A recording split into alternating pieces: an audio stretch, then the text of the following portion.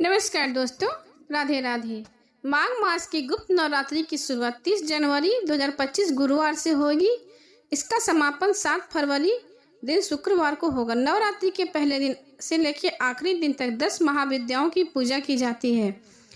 किसी विशेष मनोरथ की सिद्धि के लिए यह नवरात्र बहुत ही खास माना जाता है। शारदीय नवरात्रि में माँ दुर्गा की पूजा की जाती है, परंतु गुप्त नवरात्रि में माँ काली की पूजा करने की प्रथा है। इन दिनों माँ काली, तारा देवी, त्रिपुरारी सुंदरी, भुवनेश्वरी, छिन्नमस्तिके, त्रिपुर भैरवी देवी, धूमावती, बंगला मुखिया, मातंगी और कमला देवी की अलग अलग दिन पूजा होती है। 9 दिनों तक चलने वाला इस शक्ति साधना के पर्व पर गुप्त नवरात्रि की कथा पढ़ने और सुनने से पुण्य फल की प्राप्ति भी होती है। अब सुनते हैं 10 दिन तक लगातार सुनी जाने वाली गुप्त नवरात्रि की व्रत कथा। एक बार श्रृंगी ऋषि अपने भक्तों को दर्शन देने के लिए पहुंचे।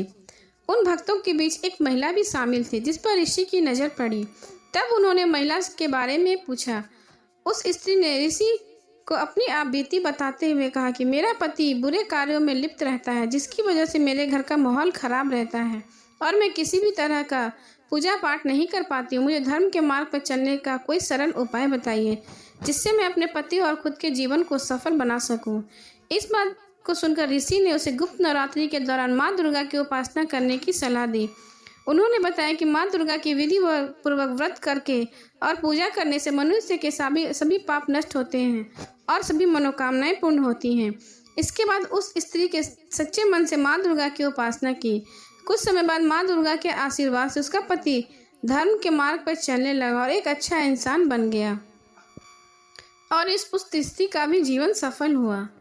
प्रेम से बोले माँ भगवती की जय। अब सुनते हैं दूसरी कथा। एक बार एक राज्य में बारिश न होने की वजह से भयंकर सूखा पड़ गया। कुछ समय के बाद राजा की प्रजा के पास खाने के लिए अनाज तक नहीं बचा। जब राज की प्रजा भूख से व्याकुल होने लगी तो राजा ने अपनी प्रजा को इस हाल में देखकर बहुत दुखी हुए। राजा ने भूखी जनता को देखते हुए राज्य के सभी विद्वानों को दरबार में बुलाया और इस भीषण परेशानी का समाधान पूछा।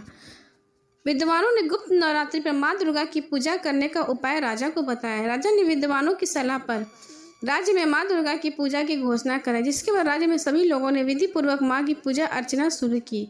कुछ समय के बाद माँ दुर्गा समस्त प्रजा की पूजा से प्रसन्न हुई और राज्य में वर्षा करा के राज्य को सूखा से मुक्त किया। इसके बाद राज्य की प्रजा आनंद से अपना जीवन यापन करने लगी।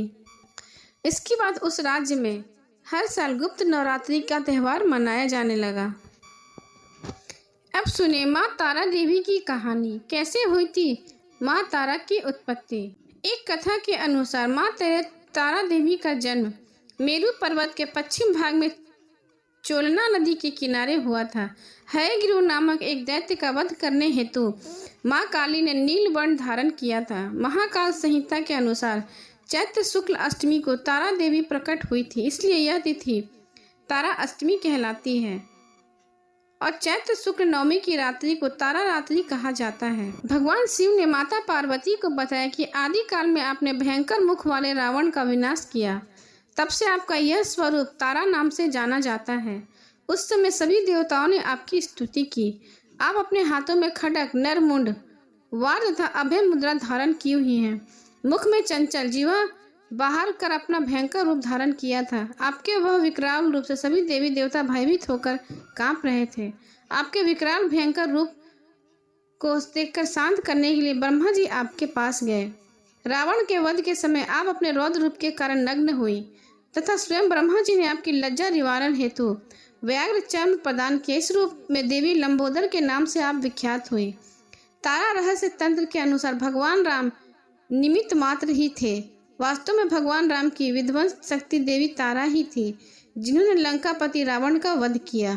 अब सुने नवरात्रि में सुने जाने वाली नवरात्रि की व्रत कथा। यह कथा ब्रह्मा जी ने बृहस्पति देव जी को सुनाई थी। ब्रह्मा जी के अनुसार प्राचीन काल में मनोहर नगर में पिठत नामक एक अनाथ ब्राह्मण निवास किया करता था। वह माँ दुर्गा का काफी पूजा किया करता था। उसके घर में सुमति नामक की कन्या ने जन्म लिया। प्रतिदिन देवी दुर्गा की पूजा करते तो सुमति वहां उपस्थित रहती। एक दिन सुमति खेलती रह गई और पूजा में नहीं आई। पिता को इस पुत्री की इस बात पर बहुत क्रोध आया और बोला, आज तूने भगवती का पूजन नहीं किया, इस कारण मैं तुम्हें कुष्ठ रोगी होने का श्राप देता हूँ। दरिद्र मनुष्य से तेरा विवाह करूंगा। पिता के वचन सुन सुमति बोली, मैं आपकी कन्या तथा आप पर सब तरह से अधीन हूँ, जैसी आपकी इच्छा वैसा करो। राजा ने कुष्ठी से अथवा दरिद्र से उसका विवाह करा दिया और जिसके चाहो मेरा विवाह करा दो, लेकिन होगा वही जो मेरे भाग्य में होगा। ब्राह्मण ने क्रोधित हो सुमति का विवाह कुष्ठी के साथ कर दिया और अत्यंत क्रोधित हो पुत्री से कहने लगे, हे पुत्री, अपने कर्म का फल भोगो, देखिए भाग्य के भरोसे तुम क्या करती हो।